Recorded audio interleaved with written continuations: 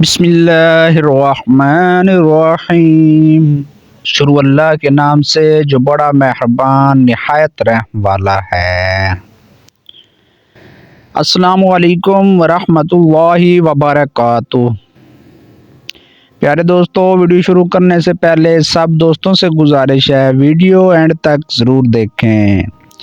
آج کی ہماری ویڈیو حضرت اسماعیل علیہ السلام کی بادشاہت کا واقعہ۔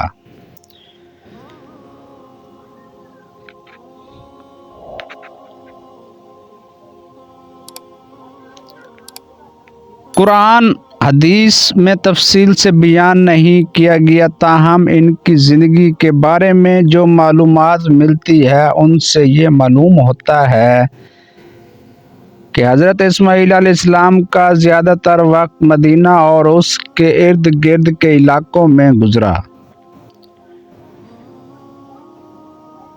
حضرت اسماعیل علیہ السلام کو اللہ کی طرف سے نبوت اور ہدایت دی گئی تھی، اور آپ نے اپنے وقت میں لوگوں کو اللہ کی عبادت کی دعوت دی۔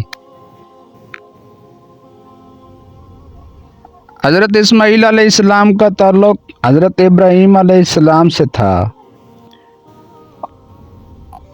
اور آپ کو اللہ کی طرف سے ایک بات کا حکم دیا گیا تھا کہ وہ اپنی والدہ حضرت ہاجرہ اور خود کو مکہ مکرمہ کی وادی میں چھوڑ کر وہاں بس جائیں۔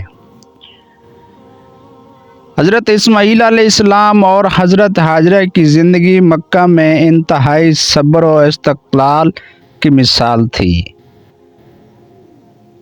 حضرت اسماعیل علیہ السلام کی نسل سے حضرت محمد صلی اللہ علیہ وسلم کا نسب بھی جاری ہوا۔